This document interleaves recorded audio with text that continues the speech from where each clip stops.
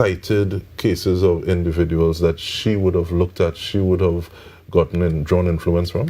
I think in a couple of the interviews, she definitely cited her mother, because her mother was the one who pushed her, a female at that time, to, do away with the norms, go beyond the norms of society, for a girl to stay at home and, and go abroad and study and pursue her degree and so forth. And she also said that while she was in England, she saw, what minority women had to deal with.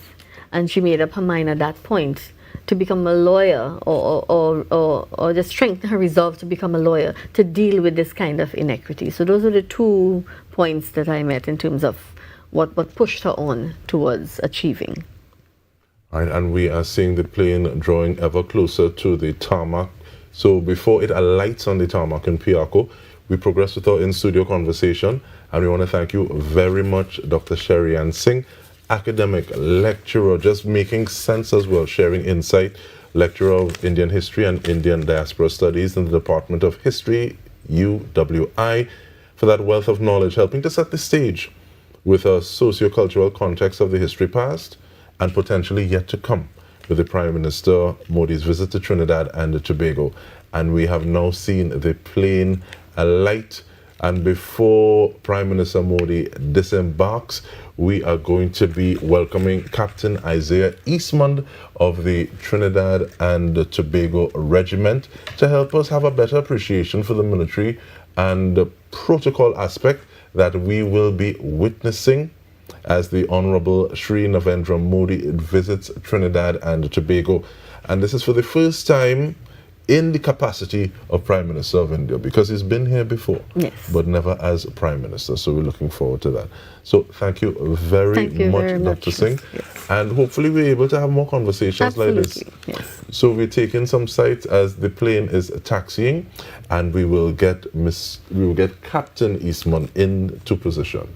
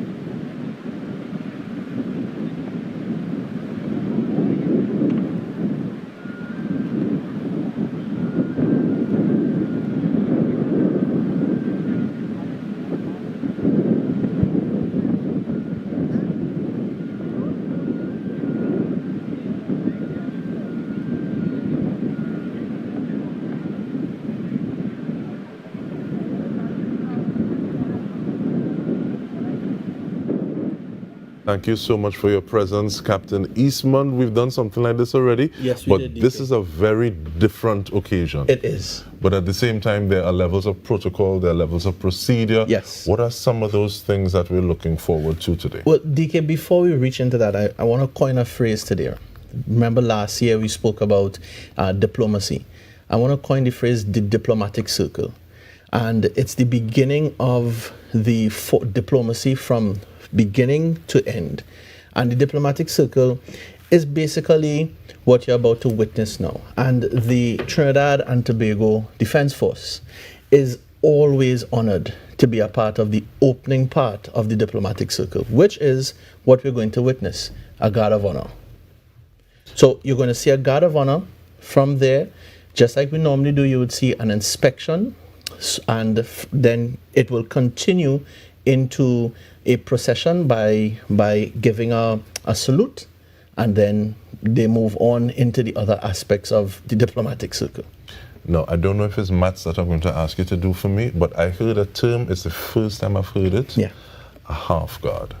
A half guard, yes. So there are different types of guards based on numbers. So it's 45, then there's 95, and then there's a higher number.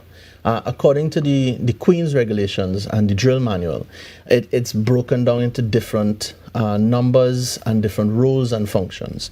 But this half guard is more so will be totally comprising of the Trinidad and Tobago Air Guard.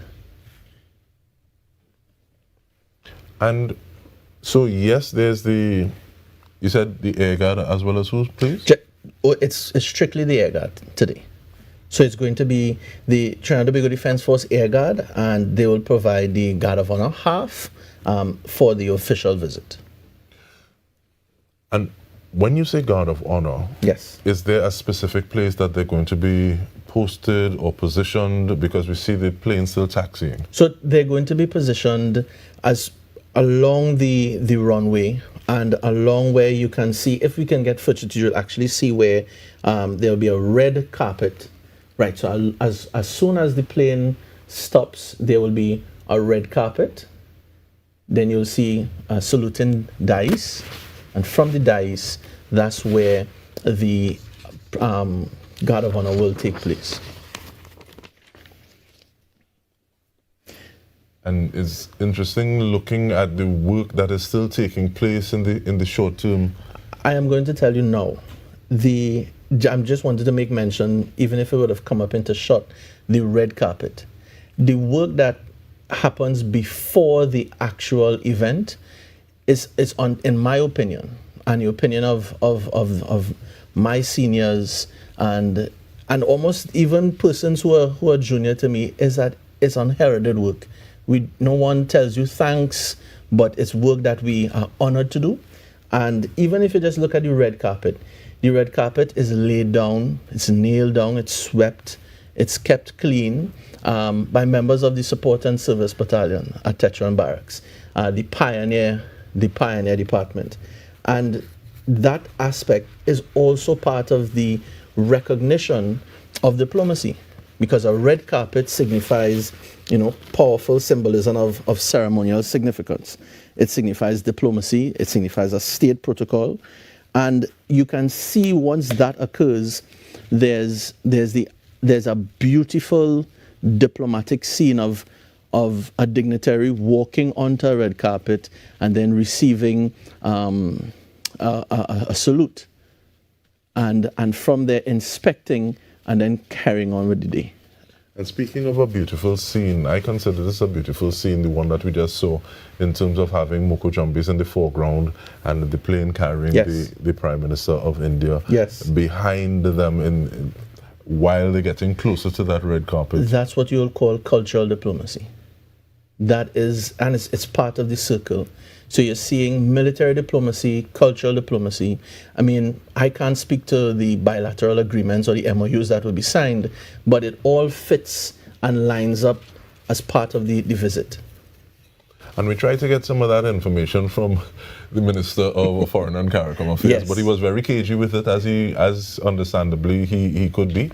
But it is very interesting, because I can see some people even wondering, so why have Moko Jumbis there and trying to just streamline it to elements that are a lot more East Indian or Indian in nature, as opposed to saying, this is who we are. Yeah. And we are sharing who we are with you in honor of your visit. It actually takes me to the term namaste, which is with the strength in my hands, the love in my heart, the intelligence of my mind.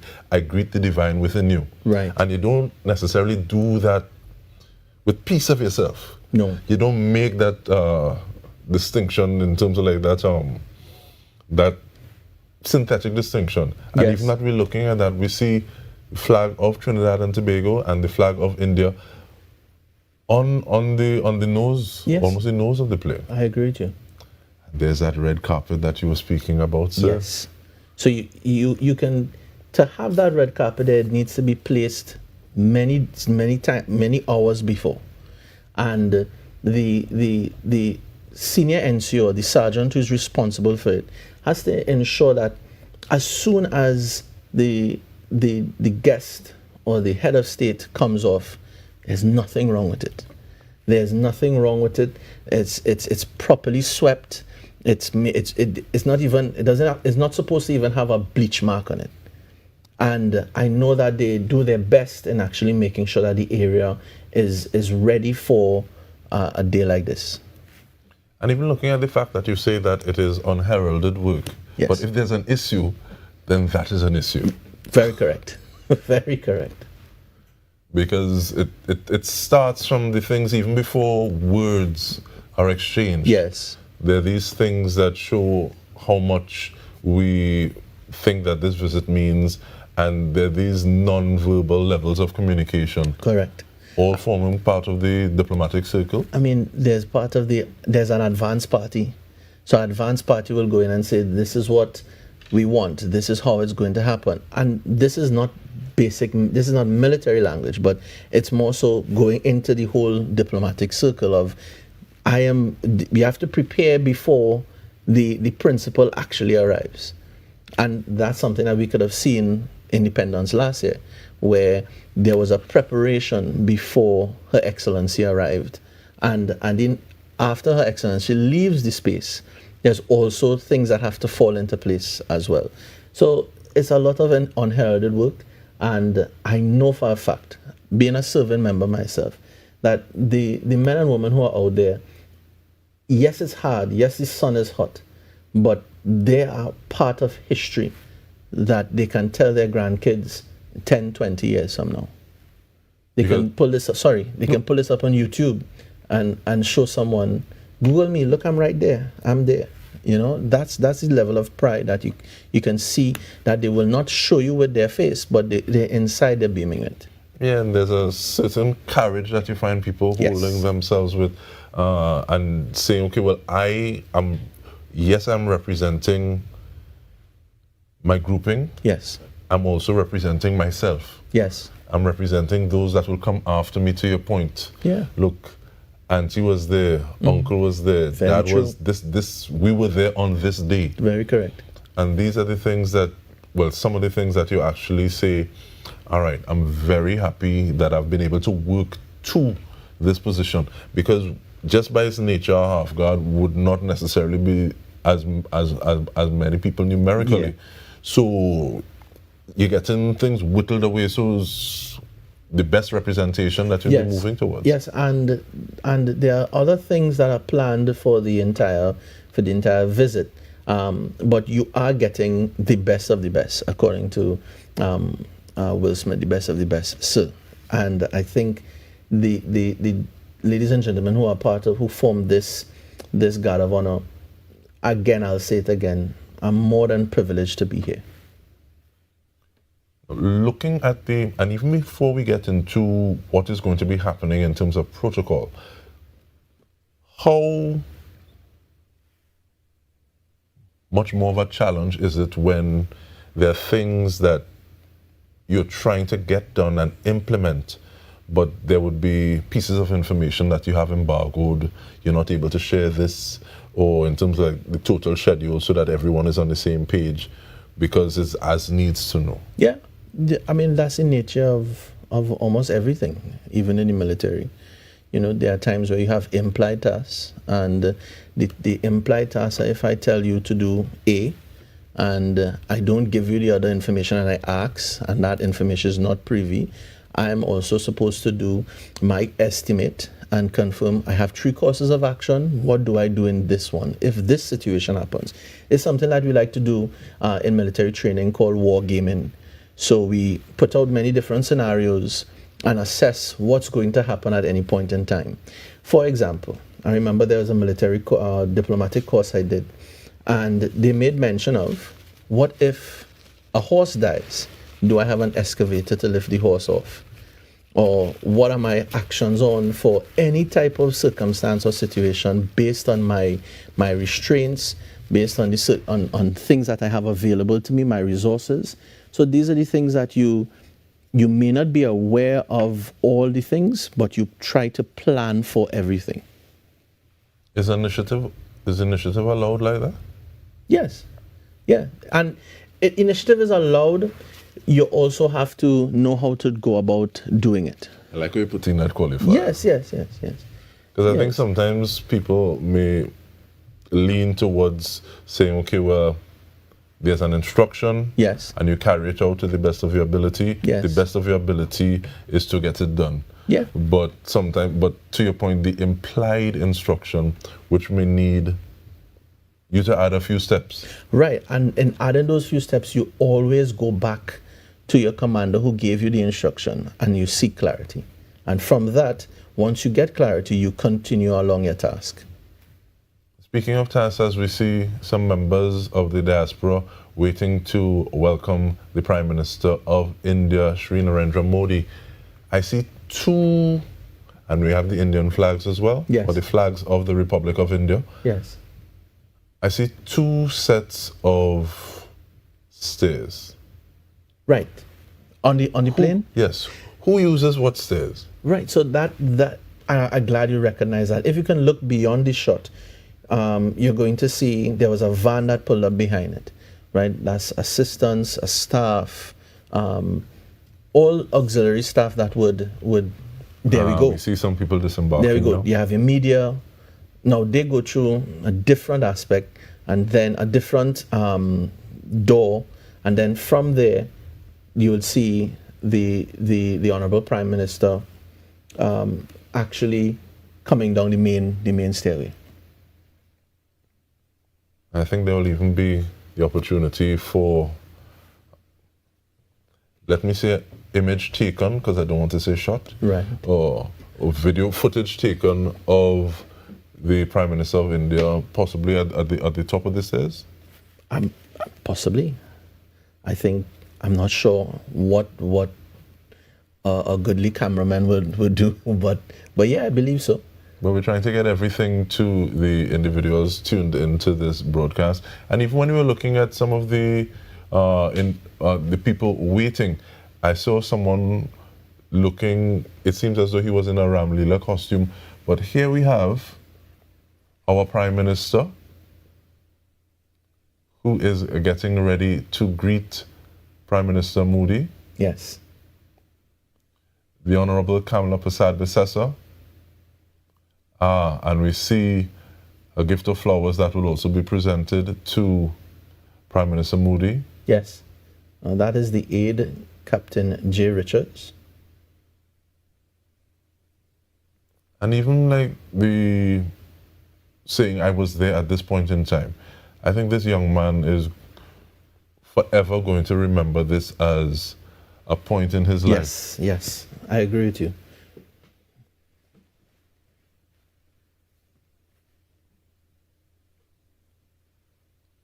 So we're getting ready to see who next will be disembarking.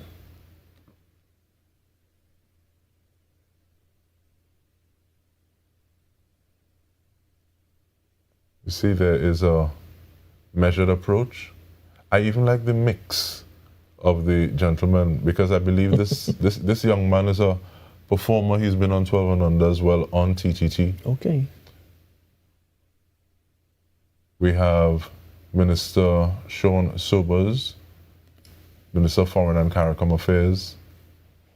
I'm seeing, I believe this is the Indian High Commissioner as well as the person in charge of protocol at Piako airports.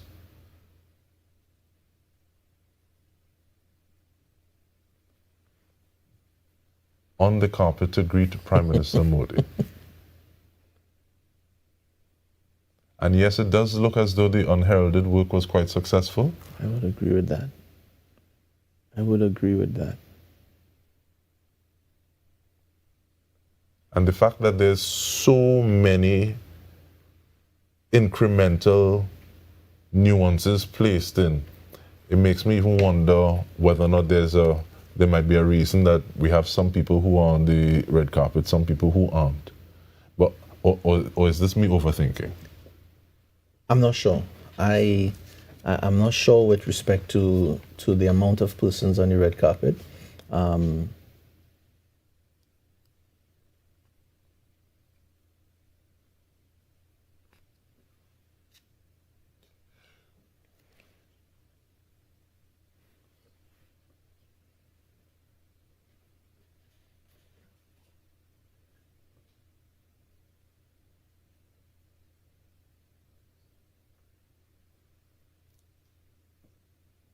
So we'll be looking at positioning, where the half guard will be, Yes. where Madam Prime Minister will be, because we also have members of the cabinet as well. I'm seeing that.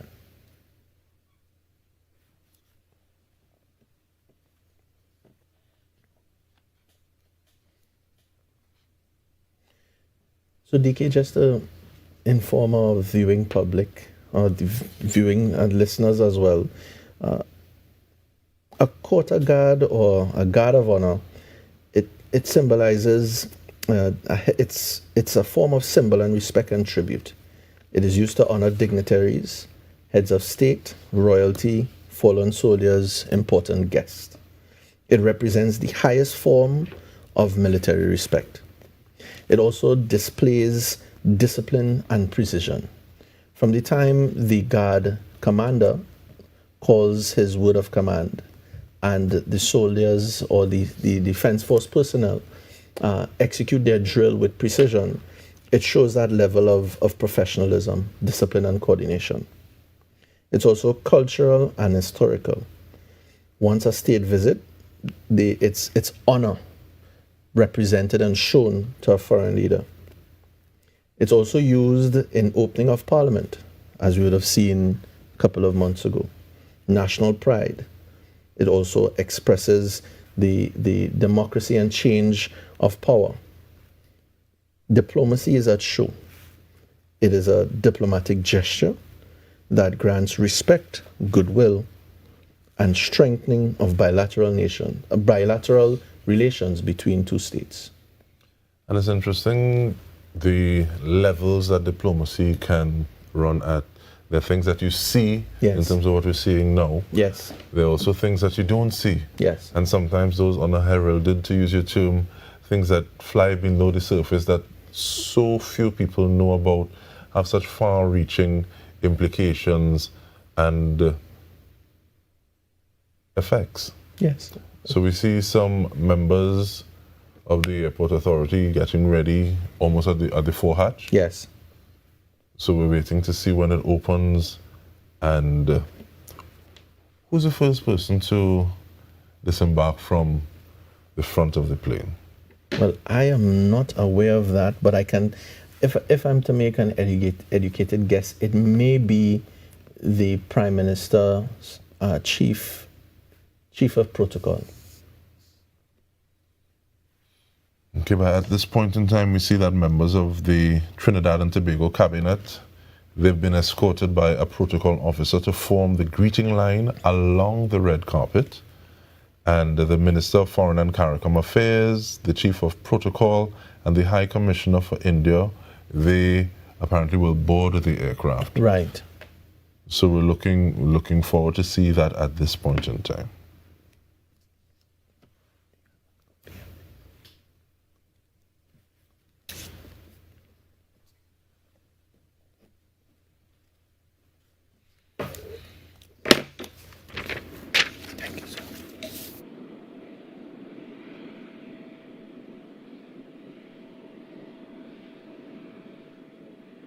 Elements. And let me also mention the fact that you see how those flags are rippling in the breeze. Yes. Now, we would have done a site visit earlier to make sure that things are the way they're supposed to be. Right. And that breeze is nothing to sniff at.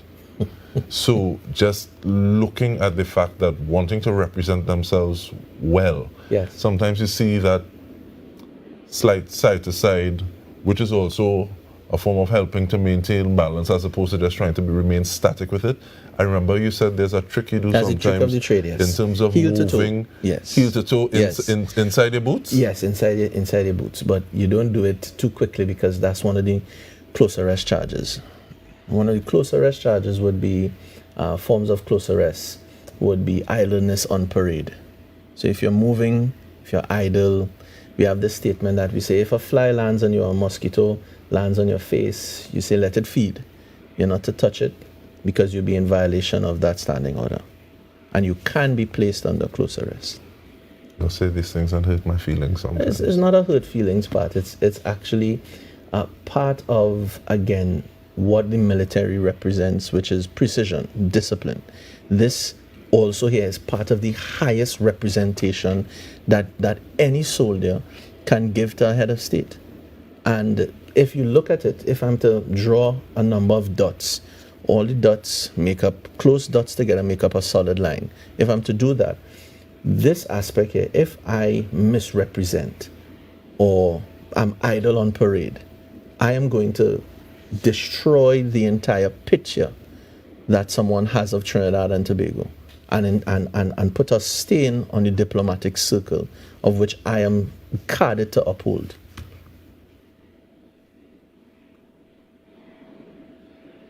And just looking at that point, I think that is one of the things I'm going to take away with regard to this broadcast as well, in terms of that those series of dots, you put them close together, you get that solid line. So everyone has a part to play. That it is might correct. be different, it Yes. might be varied, but at the same time, all hands on deck, as some people say. Yes, because if the pioneers from the pioneer department did not lay the carpet properly, it would have also presented a form of disrespect. If all the members of the Air Guard suddenly turned up unwell and we had no one to do the Guard of Honor, which would have hardly ever happened. It all plays a part. We all have a role to play.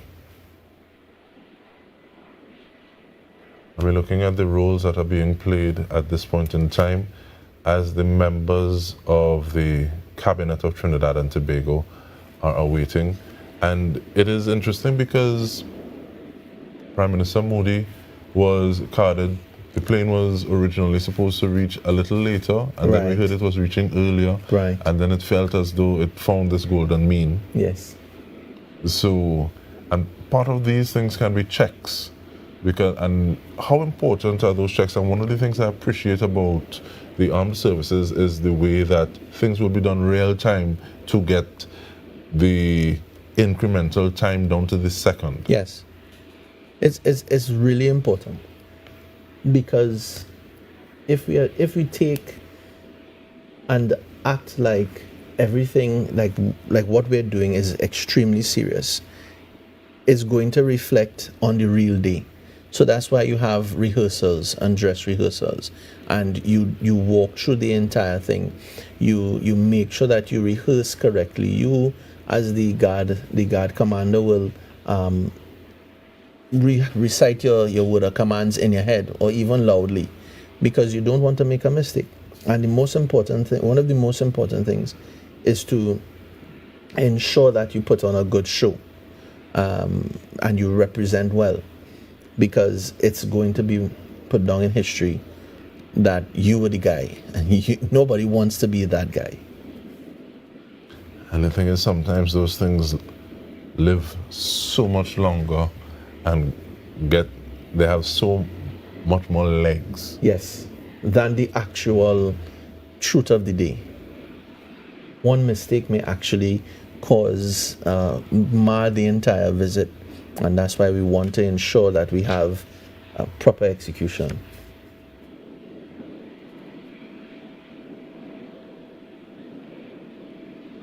So we see more movement, and it seems as though this is another group of individuals who have come from the Yes.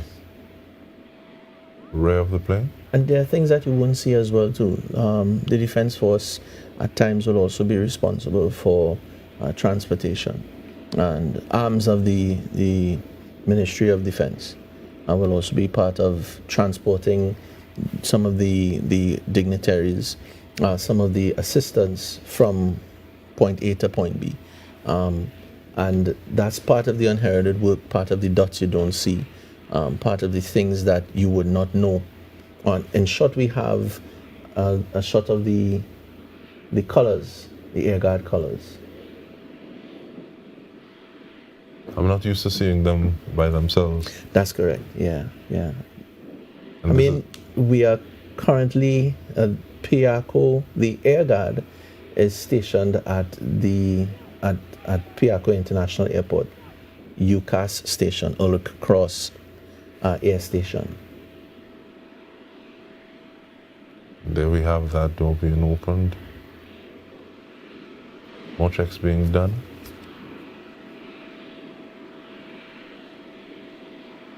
and we will expect the Minister of Foreign and CARICOM Affairs, the Chief of Protocol, and the High Commissioner for India to board the craft. Yeah.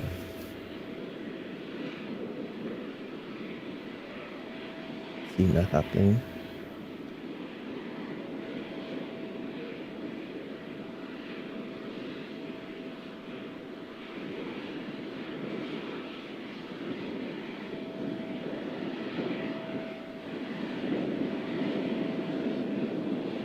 And they would have actually done so in that order as well. Yes. And it always brings you in a little more to hear natural sound. Yes. But we would have spoken to the situation because you're actually hearing some of that breeze at this point in time. Is that one of the vehicles that you were speaking about? That is correct, yes. Okay, we just had the High Commissioner for India. Then we have Minister Sean Sobers, Minister of Foreign and CARICOM Affairs, disembarking.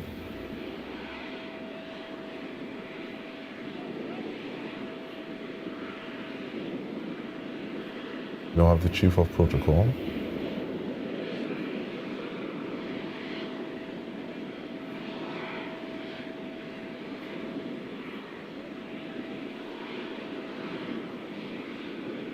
And next we should see the Prime Minister of the Republic of India.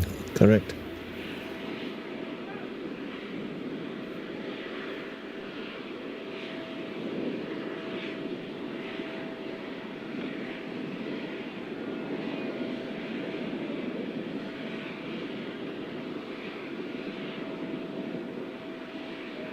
Once he disembarks the plane, you're going to see the Prime Minister of India take a position at the salute and dais.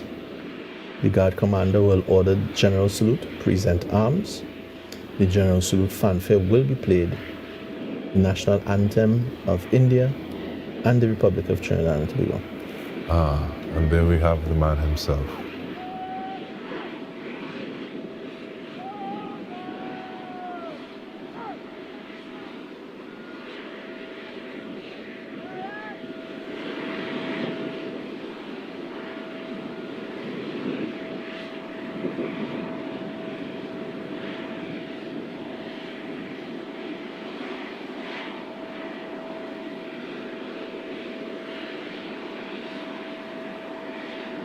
Historic moment as his feet lands on the soil of Trinidad and Tobago. Yes, we have that first exchange with the Honourable Kamla Prasad Visesa presenting the Prime Minister Modi with a bouquet of flowers.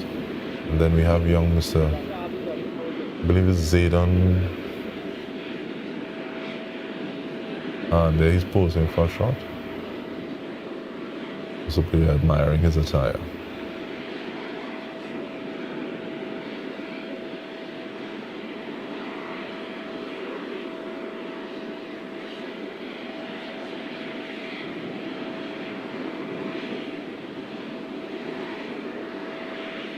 I can see that Prime Minister Modi has a sense of the occasion as well, and he's even directing individuals to where they should be posing with him for this once-in-a-lifetime opportunity. I totally agree with you.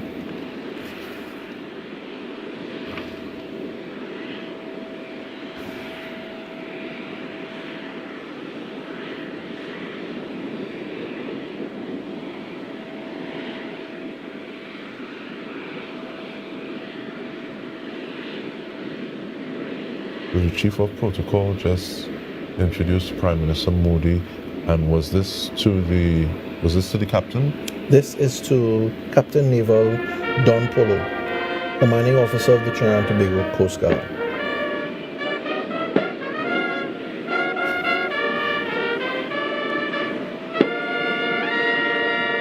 This is the salute and dice that we were talking about earlier.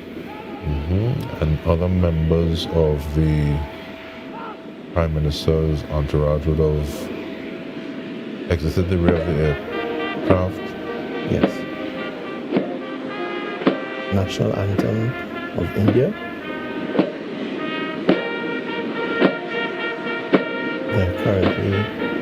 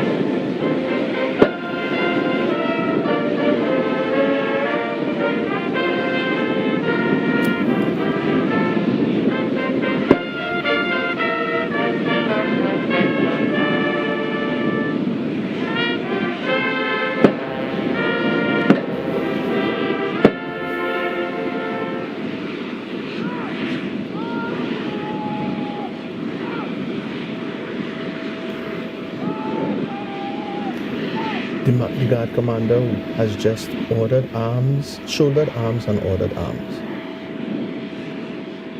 The guard commander will march up, salute, and report to the Honourable Narendra Modi, Prime Minister of India, and invite him to inspect the guard accompanied by the Chief of Defence Staff representative.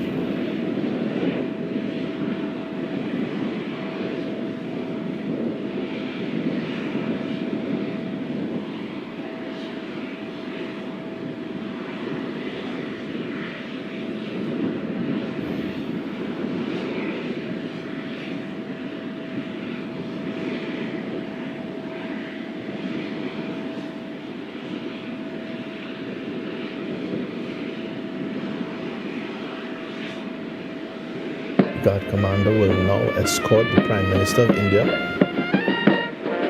to inspect the guard, along with the Chief of Defence Staff representative, Captain Naval Don Polo.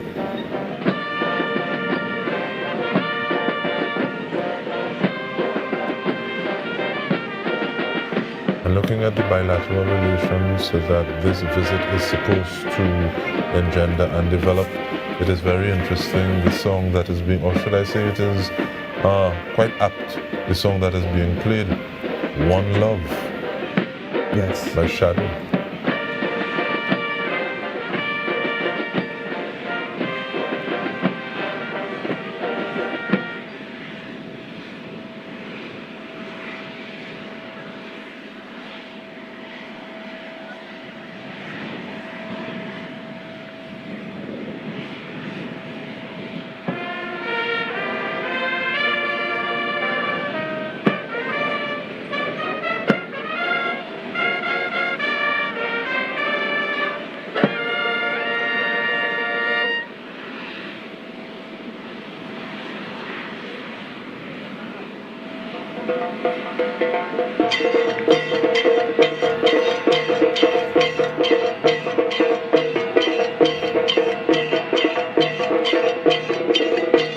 Prime Minister Modi is now being introduced to the government MPs by the Prime Minister of Trinidad and Tobago.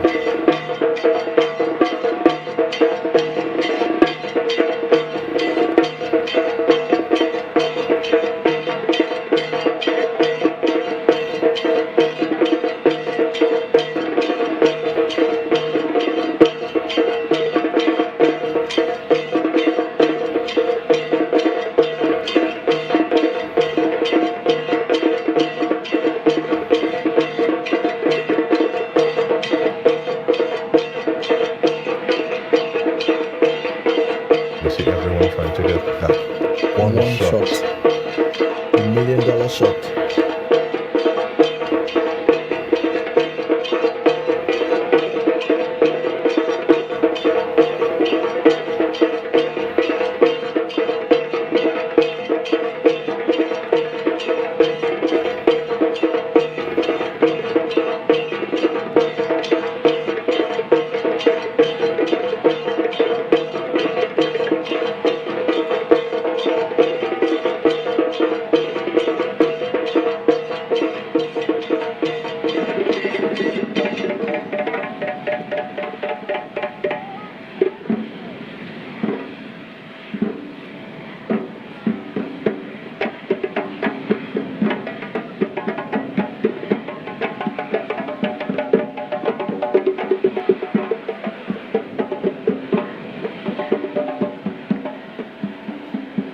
There we have the Igbo rhythm being played by members of the Malik folk performers.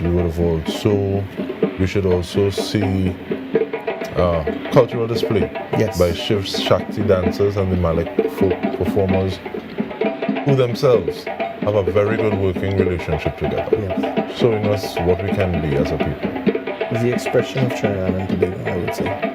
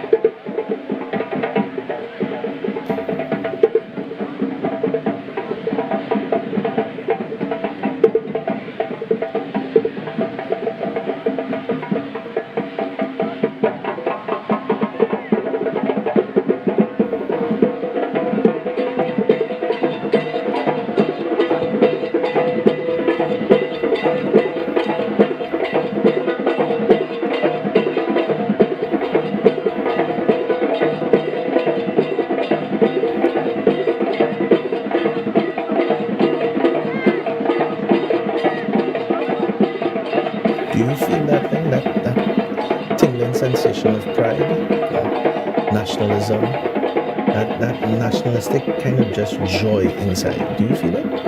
I do. I'm also looking at logistics. Okay. And I say logistics in the sense that I can imagine Prime Minister Modi almost having an internal clock saying, okay, he wants to spend the exact amount of time Yes. by both aspects of the cultural display. Yes. And now he's being greeted by the 100-person diaspora contingent who are gathered on the carpet.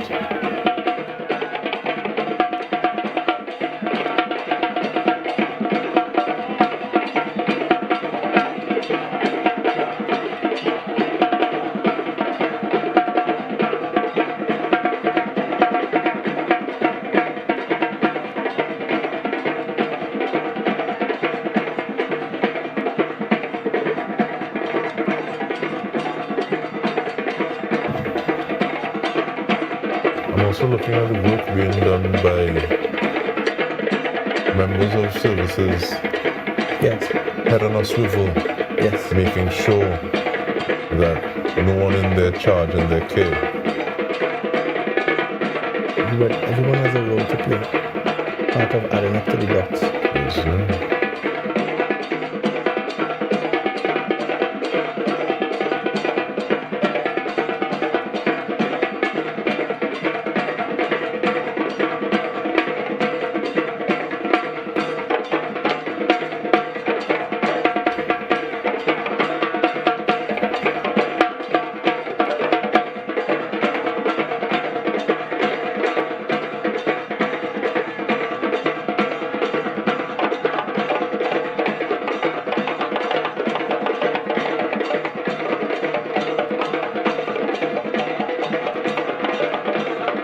It's very interesting what you see in a broadcast like this versus those $1 million shots where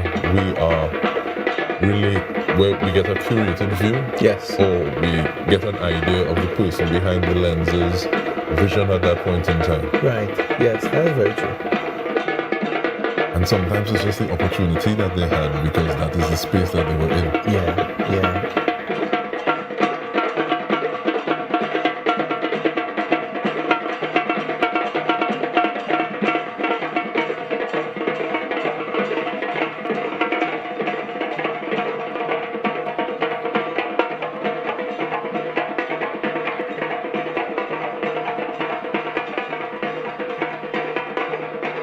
It's also such a display of stakeholders that have to come together to make an event like this happen. As Prime Minister Modi is getting ready to proceed to his vehicle in the motorcade.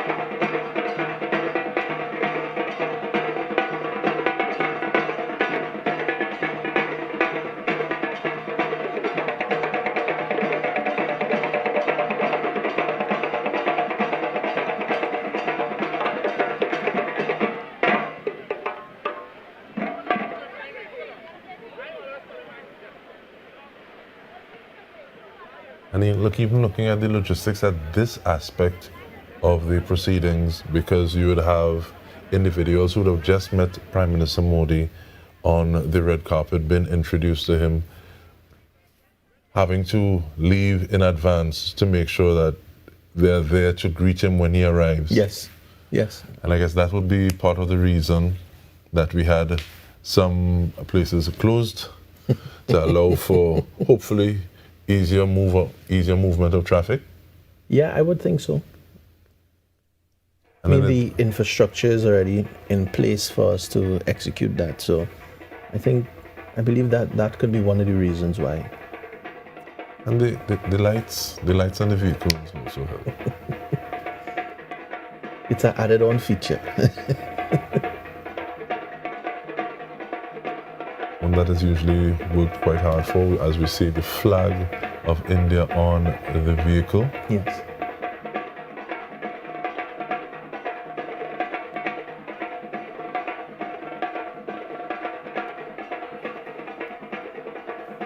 And they spoke of pride, and sometimes we think that pride might just be in individuals who are in the armed services or some aspects of the defense services. You see these gentlemen part of the Airport Authority of Trinidad and Tobago, making sure that nothing ill takes place under their watch as well. As we still have the joint display of culture between Malik and Shiv Shakti. Yes.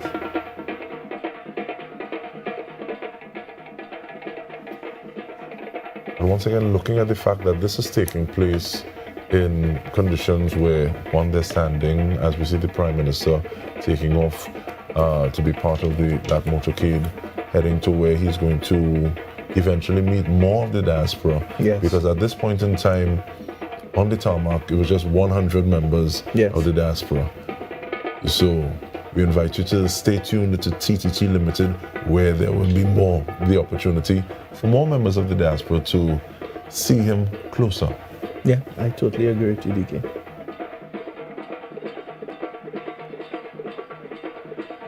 This was a historic day that everyone who witnessed it, who participated, who was in front, who was behind, they must be proud of this day. I would say a job well done to all persons who would have made this day a success.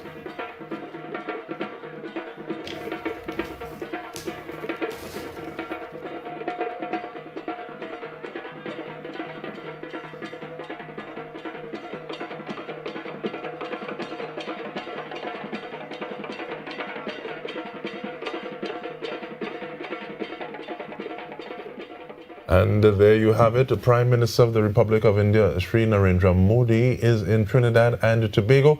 And it has been our pleasure bringing you the coverage thus far. Yes. We thank our subject matter experts, Dr. Sherry-Ann Singh of the University of the West Indies, as well as Captain Isaiah Eastman of the Trinidad and Tobago Regiment. Yes. And I'm DK Roster. On behalf of all of us here at TTT Limited, we invite you to stay tuned because our coverage is not finished yet, as Ria Rupchan Singh will let you know. Ria, you're going to take people through the events unfolding at the Cultural Diaspora event at the National Cycling Velodrome. Yes, how do you feel of what we've seen thus far?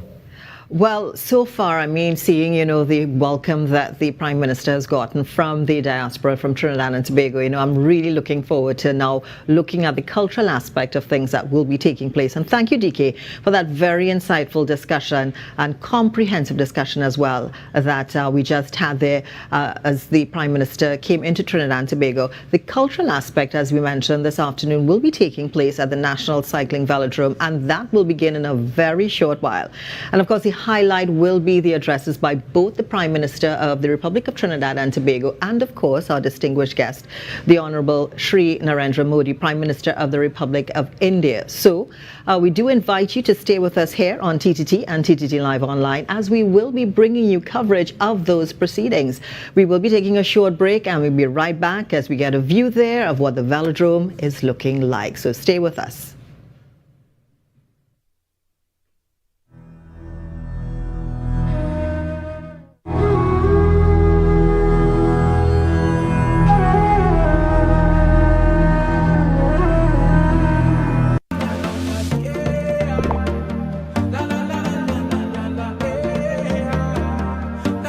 This is TTT. Live for local.